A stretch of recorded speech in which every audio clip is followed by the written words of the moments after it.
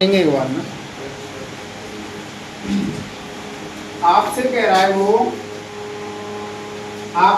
वो एक त्रिभुज एबीसी और एक त्रिभुज पीक्यूआर में एडी और पीएम दोनों माध्यिकाएं क्या दे रखी है, माध्यिका।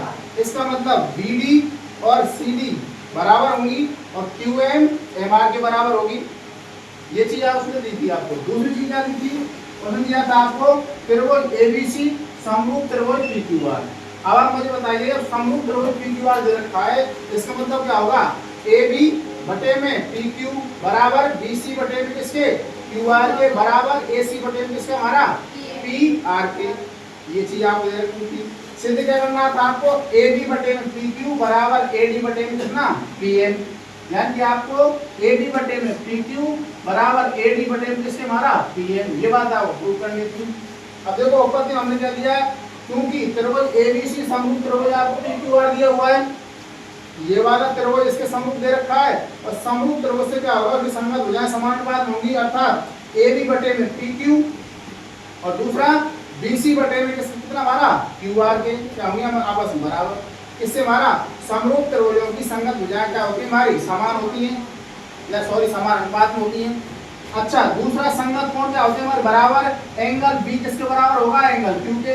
एंगल B बराबर किससे, एंगल Q के। इसको दे दिया हमने समीकरण नंबर 2, क्योंकि समरूप त्रिभुजों के संगत कोण क्या होते हैं, आपस में बराबर। अब मैंने क्या किया, त्रिभुज ABD लिया और त्रिभुज PQM लिया। इसमें मैंने क्या लगाई, समरूपता लगाई। AB बटे PQ बराबर BC बटे QR दे रखा था, मैंने अपनी तरफ से 1/2 ऊपर कर दिया, 1/2 नीचे कर दिया, काट दूंगा तो ये करेंगे। लेकिन 1/2 BC का मतलब आधा BC का मतलब क्या होता है, BD, क्या होता है BD। आधा QR का मतलब क्या होता है, QM, कितना होता है QM। इससे हमारा समीकरण नंबर 1 से। दूसरा एंगल B बराबर किसके, एंगल Q के। एंगल B बराबर किसके, एंगल Q के। ये वाला कोण इसके बराबर। इससे हमारा समीकरण नंबर 2 से। इसका मतलब दो भुजा हो गई, एक कोण हो गया। SAS भुजा कोण भुजा समरूपता कसौटी से त्रिभुज ABD समरूप त्रिभुज किसके, हमारा PQM के। और समरूप त्रिभुजों की संगत भुजाएं समानुपात होती है, अर्थात AB बटे में PQ बराबर किसके, AD बटे में किसके, PM के। हेंस प्रूफ ये करना था इसमें। अगला सवाल देखेंगे।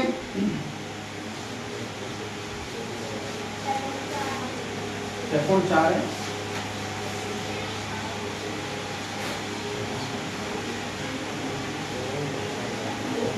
देखो भाई आपकी एक्सरसाइज है 6.4। 6.4 में अगर हम पहला सवाल देखें,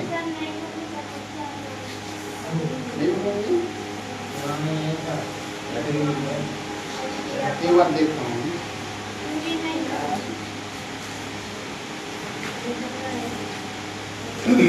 चलो करा लेते हैं, तो अच्छे सवाल होती है ना, एग्जाम पर खड़ी करवानी पड़ेगी।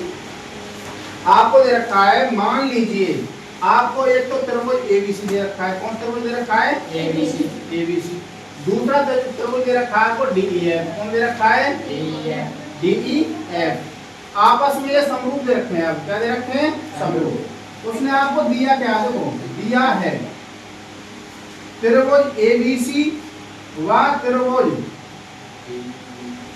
DEF आपस में समरूप दे रखे हैं। क्या दे रखे हैं, समरूप। हमारी एक प्रमेय 6.6, कौन सी है प्रमेय 6.6, उसमें किसी त्रिभुज का क्षेत्रफल दूसरे त्रिभुज के क्षेत्रफल के अगर समरूप है तो उसकी संगत भुजाओं का अनुपात, संगत भुजाओं के अनुपातों का वर्ग उसके क्षेत्रफल के अनुपात के बराबर होता है। अर्थात त्रिभुज ABC का क्षेत्रफल बटे त्रिभुज तुम्हारा DEF का क्षेत्रफल बराबर उसकी संगत भुजाओं का स्क्वायर का अनुपात। कैसे वो देखो, तो आपको दिया क्या है, त्रिभुज ABC समरूप त्रिभुज क्या दिया आपको, DEF। ज्ञात क्या करना है आपको, और क्या दे रखा है आपको, एक बार क्वेश्चन दे रखा है आपको त्रिभुज यानी कि एरिया ऑफ त्रिभुज ABC कितना दे रखा है आपको, 64 सेंटीमीटर स्क्वायर। एरिया ऑफ त्रिभुज DEF कितना दे रखा है आपको, 121 सेंटीमीटर स्क्वायर। और क्या दे रखा है आपको, EF कितना दे रखा है आपको, 15.4 सेंटीमीटर। ज्ञात क्या करना है भाई आपको, ज्ञात करना है BC बराबर क्या, देखो आपको देखो दोबारा समझने के बाद उसने दिया है कि त्रिभुज एबीसी और डीईएफ क्या है, समरूप है। क्या है, समरूप। तो त्रिभुज एबीसी समरूप त्रिभुज किसमें हमारा डीईएफ। और उसने क्या दिया है, यानी एबीसी का क्षेत्रफल दिया है इतना, इस पूरे का क्षेत्रफल कितना दिया है 64 centimetre square. Area of DEF दिया है आपको कितना 121 सेंटीमीटर स्क्वायर। ईएफ का मान कितना दिया है आपको 15.4 सेंटीमीटर। और लास्ट में आपसे ज्ञात क्या करवा रहा है, आपसे बीसी का मान ज्ञात करवा रहा है। क्या करवा रहा है, बीसी का मान। देखो ज्ञात करने के लिए सीधा हल करेंगे। क्या करेंगे, हल। सिद्ध करना है, प्रूफ मत देना। ज्ञात करने में और सिद्ध करने में और प्रूफ करने में सबसे अंतर है। अगर आपसे ज्ञात करने को बोल रहा है तो आप हल करोगे, आपसे सिद्ध करने कह रहा है तो आप प्रूफ करोगे या उत्पत्ति करोगे। क्योंकि प्रमेय 6.6 से, प्रमेय 6.6 से इसका स्टेटमेंट क्या है, इसका स्टेटमेंट ये, अगर दो त्रिभुज आपस में समरूप हैं, दो त्रिभुज अगर समरूप हैं तो एरिया ऑफ एबीसी बटे एरिया ऑफ डीईएफ बराबर उसकी संगत भुजाएं एबी बटे डीई ले लो चाहे बीसी बटे ईएफ ले लो। मैं ले लेता हूं बीसी बटे ईएफ, इनका स्क्वायर अनुपात होगा। क्या होगा इनका स्क्वायर अनुपात। या बाद में ऐसे लिख सकूं बीसी का स्क्वायर बटे ईएफ का स्क्वायर, खोल के लिख सकता हूं ना। अब आप मुझे बताइए एरिया ऑफ एबीसी कितना दे रखा है आपको, कितना दे रखा है 64। एरिया ऑफ डीईएफ कितना दे रखा है 121 सेंटीमीटर स्क्वायर बराबर बीसी का मान निकालना है बटे ईएफ का मान कितना दे रखा है, कितना दे रखा है 15.4 सेंटीमीटर। या तो बात समझ आ रही है। अगर बराबर में संख्या हो तो बच गुणा हो जाता है। बीसी स्क्वायर का गुणा किससे करेंगे 121 बीसी स्क्वायर बराबर 64 गुणा कितने 15.4। तो हमारा बीसी स्क्वायर बराबर, हाँ जी क्या अच्छा 15.4 का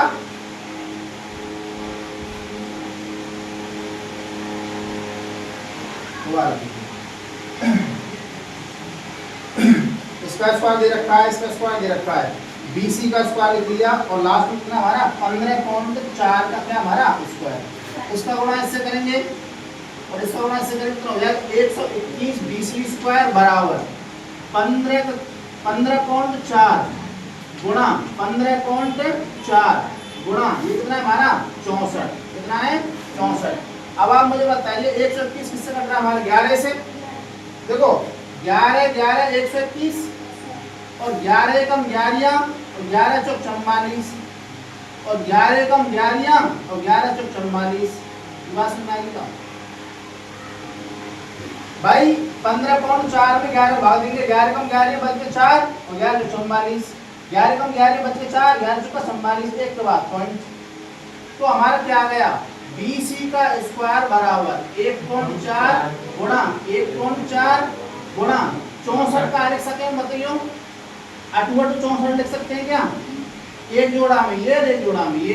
तो हमारा बीसी बराबर कितना हो जाएगा 1.4 गुणा कितना 8, कितना हो जाएगा 8 चौका 32 और 8 एकम 8 और 8 और 3 कितना होता हो कितना हो 11 और एक के बाद पॉइंट है तो एक और पॉइंट लगा दो।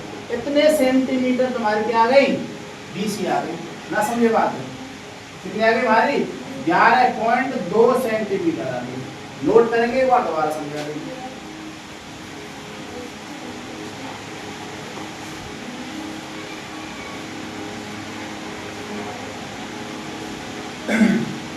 देखो एक बार मैं आपको 6.6 जो प्रमेय है उसके बारे में थोड़ा सा इंट्रोडक्शन देता हूँ।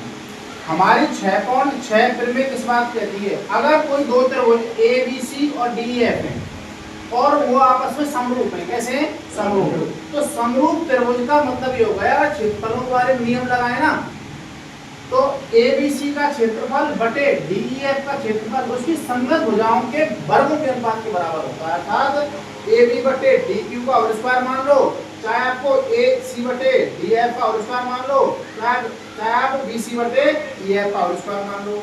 लेकिन हमको जो चीज निकालनी होती है ना उसको काम में लेते हैं। यहाँ पर हमने क्या लिया, हमारे देखो मैं दिया है, मैं आपको दिक्कत है, त्रिभुज एबीसी समरूप त्रिभुज डीएफ दिया आपने, कोई बात नहीं। आपको एरिया ऑफ एबीसी का मान कितना दिया, आपको 64 सेंटीमीटर स्क्वायर दिया है। डीएफ का क्षेत्रफल कितना दिया आपको, 121 सेंटीमीटर स्क्वायर दिया है। और आपको ईएफ का मान कितना दिया है, 15.4 सेंटीमीटर। कितना दिया है, 15.4 सेंटीमीटर। सिद्ध क्या करना है, ज्ञात क्या करना है, सिद्ध करना नहीं लिखना, आपका लिखना है, ज्ञात करना है। यानी कि आपको बीसी का मान निकालना है। किसका मान निकालना है, बीसी का, ये वाला मान निकालना था। ये वाला मान आपको दिया है, ये वाला कितना दिया है आपको, 15.4 सेंटीमीटर दिया है। कितना दिया है। अब आप ये मत सोच रहे हो कि ये तो सेंटीमीटर है, ये सेंटीमीटर स्क्वायर है। अरे भाई क्षेत्रफल तो स्क्वायर में होता ही है, और परिमाप और भुजा किसमें होती है हमारी, यानी सेंटीमीटर होंगी, लेकिन क्षेत्रफल किसमें होगा, हमारे स्क्वायर में। याद क्या करना आपको, ये प्रीवियस 6.6 से आपका एरिया ऑफ एबीसी बटे एरिया ऑफ डीएफ बराबर होता है संगत भुजाओं के स्क्वायर के बराबर। यानी कि बीसी बटे ईएफ का क्या मान, होल स्क्वायर। इसको मैं इंडिविजुअल किया, बीसी का स्क्वायर बटे ईएफ का स्क्वायर। इसका मान रख दिया 64, इसका रख दिया 121 बराबर बीसी का स्क्वायर बटे में 15.4 का होल स्क्वायर। इसका गुणा ऐसे किया, कितना होगा, 121 बीसी का स्क्वायर बराबर 15.4 गुणा 15.4। भाई स्क्वायर को दो बार लिख सकता हूं मैं, और गुणांक क्या है हमारा 64। अब देखो 11 11 121 और 11 कम 11 बच के 4 11 44, एक के बाद पॉइंट 11 कम 11 और 11 चौक 44, एक के बाद पॉइंट 1.4 1.4 1.4 1.4 64 को मैंने क्या लिख दिया, 8 गुणा 8 लिख दिया। क्या लिख दिया। अब आप मुझे बताइए, जब हम वर्गमूल लेते हैं, अर्थात हमें क्या लेना है, इसका वर्गमूल। अगर ये तो हमारे बीसी स्क्वायर का मान दे रखा है, लेकिन बीसी की बात करेंगे तो इन दोनों में से एक को ले लेंगे, और इन दोनों में से एक को ले लेंगे, और 14 गुणा 8 का कितना आता है, 11.2 1.4 सेंटीमीटर। बताया हम आते हैं, समझिए ना। अगला सवाल हमारा दूसरा। अच्छा, ये सवाल हमसे पूछा जाता है भाई, संख्या बदल देता है वो कई बार, और आपसे वो एबीसीडी में जो खाली स्थान आते हैं ना, उनमें कई बार पूछ लेता है। अगला सवाल देखेंगे, सवाल नंबर सेकंड में आपको क्या दे रखा है भाई, उसमें दे रखा है एक समलंब चतुर्भुज एबीसीडी। आपको एक समलंब चतुर्भुज दे रखा है एबीसीडी, इसमें आपको एबी समांतर डीसी दे रखा है, ठीक है ना। विकर्ण वो प्रतिच्छेद करते हैं यदि एबी बराबर क्या दे रखा है आपको, 2 सीडी के बराबर दे रखा है, तो त्रिभुज एओबी और सीओडी के क्षेत्रफलों का अनुपात ज्ञात करना। देखो इसमें आपको एबी का मान बड़ा दे रखा है, कैसे दे रखा है, बड़ा।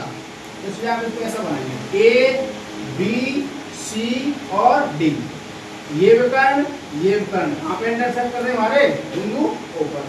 तो जो चीज आपको दे रखी है, दिया है चतुर्भुज एबीसीडी समलंब है, कैसा है, और समलंब का मतलब सीधी सी बात, दो भुजाएं समांतर होंगी होंगी, दो भुजाएं समांतर होंगी होंगी। अब आप मुझे एक बात बताओ, समलंब चतुर्भुज है और इसके विकर्ण क्या बताओ, विकर्ण क्रम से एक तो AC व दूसरा कौन सा हमारा BD। कहाँ पे काटते हैं, बिंदु O पर प्रतिच्छेद करते हैं या इंटरसेक्ट करते हैं। बताओ यहाँ तक कोई दिक्कत हो तो। और वो क्या दे रखा है, आपको दिया है में, उसने आपको दे रखा है AB बराबर 2 CD के, AB बराबर इसके 2 CD के, या मैं इसको ऐसे लिख सकता हूँ, AB बटे में CD बराबर 2/1, अर्थात AB अनुपात CD बराबर 2:1। याद क्या करना होगा आपको, याद करना है, ये सवाल ही है, सिद्ध करने की कोई चीज नहीं इसमें। वो कह रहा है आपसे त्रिभुज AOB बटे त्रिभुज COD के क्षेत्रफलों का अनुपात। तो मैं यहाँ पे ऐसे लिख सकता हूँ, area of AOB area of COD, इनका अनुपात निकालना है आपको। एक बार दोबारा समझिए सवाल क्या कह रहा है आपसे, वो कह रहा है कि कोई समलंब चतुर्भुज ABCD के विकर्ण AC और BD एक दूसरे को बिंदुओं पर इंटरसेक्ट करते हैं तथा उसने दिया आपको ए बी बराबर कितना 2 CD के, अर्थात ए बी तो बड़ी है और CD कैसी है छोटी, दोगुनी छोटी है। कितनी छोटी है? दोगुनी। याद क्या करना है आपको AOB और COD इनका दोनों का अनुपात निकालना है, क्षेत्रफलों का। इनका अनुपात निकालना है क्षेत्रफलों का। निकाल दो आप, सीधा हल लिखेंगे। बरसात आने की पूरी संभावना है ना। सबसे पहले अगर आपको AOB COD के त्रिभुजों के क्षेत्रफलों को समान अनुपात में निकालना है तो सबसे पहले क्या होना चाहिए? तुम्हारा समरूप होना चाहिए ना। देखो त्रिभुज AOB व त्रिभुज COD में सबसे पहले मैं डायरेक्ट करूंगा भाई, ये वाली भुजा इसके समांतर दे रखी है ना, ये वाली भुजा इसके समांतर दे रखी है। तो आप मुझे बताइए ABO एंगल ABO बराबर किसके होगी हमारी? बताओ ODC के, एंगल ODC के। क्यों? एकांतर कोण कैसे होते हैं? अल्टरनेट इंटीरियर एंगल कैसे होते हैं हमारे? बताओ। बराबर होते हैं भाई। ये वाली भुजा इसके समांतर है और ये तरह कहेगा खींचो, ये तो Z100 बन गई, जीवन को Z100, तो ये वाला कोण इस वाले कोण के बराबर होगा। एक कोण हो गया। दूसरा एंगल AOB बराबर किसके? एंगल DOC लिख लो, COD लिख लो। क्यों? शीर्षाभिमुख कोण, ये वाला कोण इसके बराबर होगा भाई, शीर्षाभिमुख कोण। बताओ क्या होते हैं आपस में? बराबर। कैसे होते हैं? बराबर।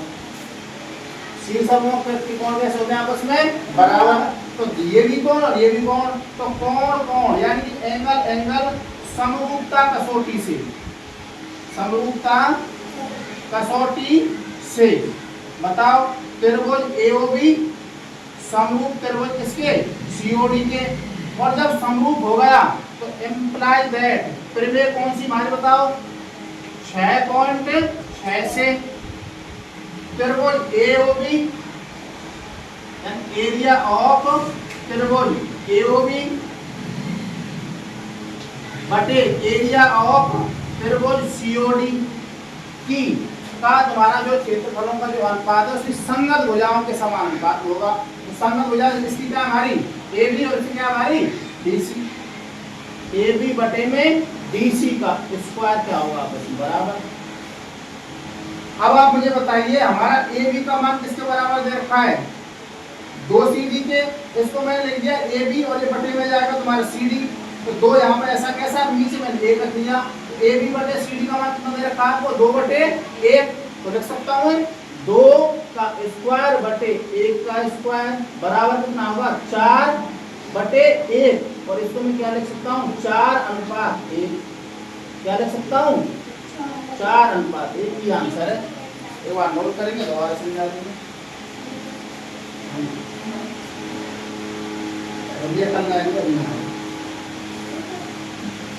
रुपया लेगा। देखो भाई ध्यान से सुनेंगे एक बार, जो इनका थोड़ा बहुत कर गया बात में देना, कोई बात नहीं। देखो हमको समझ गए समवयन का काम पहुंच गए। हमने सबसे पहले पढ़ा था हमारा पोषण। कौन पढ़ा था? पोषण के बाद हमने श्वसन पढ़ा था। कौन पढ़ा था? और श्वसन के बाद हम पढ़ रहे हैं समवयन का। पढ़ रहे हैं यानी कि तुम समझ में आ रहे हो पूरे सिस्टमेटिक ढंग से कहानी की तरह पढ़ा रहे हो। पाठन में रिवीजन करवाऊंगा जब तुम महसूस होगी हाँ सही कह रहे सब लोग फिर कहानी की तरह चल रहा है कि मानव में जो हमारा जैव प्रक्रम होता है वो 4 प्रकार में होता था। सबसे पहले क्या करे आदमी? रोटी खावे। रोटी खावे के बाद क्या करे? फिर सांस ले। सांस ले के बाद जो भोजन पच जाए अब आपका हो समवयन हो। लास्ट में उत्सर्जन हो तुम्हारा। ठीक है ना? तो समवयन को समझिए ध्यान से। मनुष्य में भोजन, ऑक्सीजन व अन्य आवश्यक पदार्थों की निरंतर आपूर्ति करने वाला तंत्र हमारा समवयन तंत्र कहलाता है। अर्थात जब आप भोजन करते हो या पानी पीते हो, दूध पीते हो ना, उसके साथ आपके ऑक्सीजन या हवा भी जाती है। तुम कभी दूध पियो ढंग से, झटके दूध पियो तुम, और थोड़ी देर बाद आपको डकार आएगी। वो डकार आती है ना दूध के साथ ना हवा पीती ना, हवा निकलती है वो डकार के रूप में। आपूर्ति करने वाला तंत्र क्या कहलाता है? हमारा समवयन तंत्र कहलाता है। क्या कहलाता है? अब मानव संवहन तंत्र के मुख्य अवयव, सबसे पहला हमारा हृदय। कौन है? हमारा हृदय या दिल या हार्ट कह सकते हो आप अंग्रेजी में। दूसरा हमारा रक्त कणिकाएं। कौन है? रक्त नलिका, ध्यान रखो, नलिका ध्यान रखना। रक्त नलिका, रक्त नलिका हमारी स्राव होती है और धमनी होती है, यानी कि तुम्हारी जो आपकी नीली नीली दिख रही है ना, इनमें बोले स्राव, इनमें अशुद्ध रक्त बहता है, CO2 युक्त रक्त बहता है। दूसरी होती है हमारी धमनी जो लाल रहे में, केसरी में लाल, उनमें हमारा ऑक्सीजन युक्त या शुद्ध रक्त बहता है। वो बात में समझाएंगे, लंबा खेल है, देला छापेंगे। यहाँ पे पहले हार्ट है और हार्ट में दायां आनंद बायां आनंद दायां आनंद बायां आनंद वो हम घुमाएंगे पूरे, ठीक है ना, फिल्टर करो सिखाएंगे। अगला वहन माध्यम, वहन माध्यम को होता है हमारा रक्त और लसिका, रक्त और लसिका। तो सबसे पहले हम रक्त के बारे में पढ़ेंगे। किसके बारे में पढ़ेंगे? रक्त। रक्त को हम दो भागों में बांटते हैं। कितने भागों में बांटते हैं? पहला होता है हमारा कणीय अवयव, यानी कण के रूप में, जैसे बजरी, माटी, बोरोन, चीनी कण के रूप में रहेगी, छोटे छोटे कण के रूप में। दूसरा द्रवीय, यानी द्रव पदार्थ क्या होता है वो। तो हमारा कण में RBC, WBC, प्लेटलेट्स रहे में, और द्रव्य रूप हमारा प्लाज्मा होता है। तुमने कभी अगर देखा हो कि किसी के प्लाज्मा का चढ़ता है, पूरी कमी रह जाए ना प्लाज्मा, वहाँ में RBC, WBC, प्लेटलेट्स वाला कह जाए और प्लाज्मा चढ़वाओ, बस वही प्लाज्मा हो जो। यह पीले रंग का कैसा होता है? तरल पदार्थ होता है, इसमें 90% जल होता है। शेष अवयव एक तो हमारे कौन होते हैं? प्लाज्मा प्रोटीन होते हैं, और एल्ब्यूमिन होता है, और ग्लोब्यूलिन होता है, और अजैविक पदार्थों में आपको खनिज लवण ध्यान रखने। और इसमें RBC का मतलब तुम्हारा ऑक्सीजन, CO2 का वहन, हीमोग्लोबिन रक्त को लाल कर देता है तुम्हारा। शरीर में रोग मुक्ति है, तुम्हारा रोग प्रतिरोधक क्षमता के लिए RBC, WBC होती है तुम्हारी। और रक्त का थक्का बनाने में कौन सहायक होता है? हमारा प्लेटलेट के ब्रह्मांड। पूरे सिस्टम ध्यान से सुनो। सबसे पहले मैंने बात करी तुम्हारे संवहन की। किसी बात करी? संवहन का मतलब होता है कि आप ने जो सांस ली थी, क्या ली थी? सांस तुम्हारी ब्लड में गई थी ना, और ब्लड का पाचन हुआ था। कैसे सांस ली और कैसे सांस हमारी बाहर आई, ये वाला प्रोग्राम मैंने पहली बार क्लास में बताया था, इससे पहली बार नहीं। अब हम क्या कर रहे हैं? संवहन कर रहे हैं। क्या कर रहे हैं? यानी जो आपने भोजन पानी खाया था ना, उसमें संवहन हो रहा है कि नसों में सामान जा रहा है। जिसमें हमारे रक्त के बारे में बात करेंगे, तो हमारा जो रक्त होता है वो हमारी दो चीजें बन हो रहे हैं। कैसे बन हो रहे? एक तो हमारी होती है रक्त कणिकाएं। कौन होती है? और एक होता है हमारा जलीय द्रव। कौन होता है? रक्त कणिकाओं में हमारी तीन चीज रहेंगी। अर्थात सपोज करो, कैसे ध्यान रखो आप, हमारे पास चीनी है, क्या है? चीनी है, नमक है, चीनी है, नमक है, और सेंधा नमक और काली मिर्च और ले लो। तो आप ऐसे ध्यान रखो कि कणों के रूप में हमारे पास नमक है, चीनी है, और क्या है हमारा? काली मिर्च का पाउडर है। और द्रव के रूप में हमारे पास पानी है। क्या है? पानी। तो कण के रूप में तुम्हारे कौन रहे? RBC, लाल उदर कण का है, रेड ब्लड सेल्स। दूसरी होती है हमारी WBC, व्हाइट ब्लड सेल्स या श्वेत उदर कण का है। तीसरी होती है हमारी डिम्बाणु या प्लेटलेट्स। ये तीनों एक पाउडर के रूप में रहे या कणों के रूप में होती है। यह पाउडर है, यह काली मिर्च के पाउडर है, और चीनी है और नमक है। अगर मैं पानी में घोल दूं, अर्थात जलीय अवयव प्लाज्मा में अगर घोल दूं, तो घोल के क्या बन जाएगा? कोई पेस्ट बन जाएगा ना, पूरे है खून। खून कैसे बनता है? दोबारा सुनेंगे। RBC लई, ध्यान रख लेना आप, काली मिर्च का पाउडर, नमक के रूप में WBC, और हमने तीसरा क्या हमारा चीनी के रूप में क्या ले लिया? डिम्बाणु। तीनों ऐसे लई, और हमारा प्लाज्मा था, जलीय द्रव में था। प्लाज्मा कैसे हो रहे? 90% पानी रहे, वहां घोल दो और खून बन जाएगा। क्या बन जाएगा? खून। तो बात समझिए, खून कैसे बनकर तैयार हो रहे हो। अब खून में भी सब चीज का अलग अलग प्रोग्राम है। सबसे पहले बात करूं RBC का क्या काम होता है हमारा? RBC को जीवन काल के कोशिका को 120 दिन रहता है, लास्ट 120 दिन मर जाए ऑटोमेटिक। हमारा जो RBC में जो हीमोग्लोबिन नाम का जो आदमी रहता था, वो क्या काम करता था? ऑक्सीजन संग ले जाओ और कार्बन डाइऑक्साइड बाहर निकालो। RBC के अंदर जो हमारा हीमोग्लोबिन नाम का जो आदमी था, वो सांस के रूप में ऑक्सीजन को ले जाता था। कहां से? पकड़ के, सारा खेल बताया तो फूफकान का रक्त वाहिका में ब्लड में से, और घुमा के ले जाता था। और माइटोकॉन्ड्रिया में और कोशिका द्रव में कोशिका का विघटन होने के बाद ऊर्जा CO2 और जल बनता था। जल हमारा पसीने के रूप में, CO2 हमारी सांस को, CO2 रह जाए। CO2 को कौन लेकर आओ वापस? हमारा हीमोग्लोबिन लेकर आओ, BF या ले जा, ऑक्सीजन संग लेकर आयो, और कार्बन डाइऑक्साइड बाहर लेकर सांस को बाहर निकाले। ये काम तुम्हारा आरबीसी का है वो। दूसरा हमारा डब्ल्यूबीसी का, डब्ल्यूबीसी का मतलब होता है जब तुम बुखार आ गए ना तो तुम समझ जाना डब्ल्यूबीसी तुम्हारी कमजोर हो गई है और डब्ल्यूबीसी वापस बन रही है। और डब्ल्यूबीसी तभी बनती है जब हमको बुखार आता है ना, बुखार आ रहा है हल्का हल्का, ये समझना आपकी डब्ल्यूबीसी कमजोर हो गई थी, अब डब्ल्यूबीसी वापस बन रही है और लंबे समय तक सही रह रही है। एक बार बुखार आ जाए दवा ना आवे, डब्ल्यूबीसी बन जाती है, फिर कई महीने तक सही रहे आदमी, फिर बुखार आ गए फिर डब्ल्यूबीसी बना ले, कमजोर में जा दिक्कत है, जवानी में दिक्कत ना रहे जवान वालों को। अगला तीसरा होता है हमारा प्लेटलेट्स। प्लेटलेट्स के बारे में तुमने सुना होगा, बीमार बहुत सके भाई 5000 प्लेट रहेगी, 3 से 4 लाख प्लेट रहे में काई में हमारे ब्लड में, और अगर कम रह जाए तो आदमी की क्या की मरने की संभावना बन जाती है। तो प्लेटलेट्स के बारे में आप जानते होंगे। अच्छा, जो हमारा प्लेटलेट्स जो होता है, प्लेटलेट्स से बीमारी का काम क्या होता है, जैसे तुम्हारे यहाँ से गिरो हाथ कटवाओ और यहाँ से खून निकलने लगे, तो खून निकलने लगे तो थोड़े ऐसे बंद कर लें और बंद करने 1 मिनट तक ऐसे बंद कर लें, फिर बाद में क्या करते हैं हटा लें, तो अगर खून नहीं निकलता है ना, वह खून कौन ना निकल दे, वह हमारी प्लेटलेट्स से बीमारू नहीं निकलती है, कौन ना निकल दे, प्लेटलेट्स या बीमारू नहीं निकलने देते हैं। ये बात समझ आ गई आपको। RBC, WBC, platelets. तीसरा हमारा द्रव्य अवयव या प्लाज्मा। प्लाज्मा सीधी बात है, हमारा पानी था, शिकंजी बनाई थी हमने, काली मिर्च डाली, नमक डाला था और चीनी डाली थी, यानी कि आरबीसी, डब्ल्यूबीसी, प्लेटलेट्स तीनों मिलाकर में प्लाज्मा में क्या बनाया था हमने, खून बनाया था। क्या बनाया था, वैसे खून डायरेक्ट बना ना सके, आदमी में से ही डोनेट करके निकाला जा सके, ऐसी फैक्ट्री, ऐसा कारखाना बनाना असंभव है जहाँ से इधर से रोटी डालो और खून बना के तैयार हो जाए, ऐसी फैक्ट्री ना बने भैया। ये फैक्ट्री हमारी बहुत ही तगड़ी वाली है।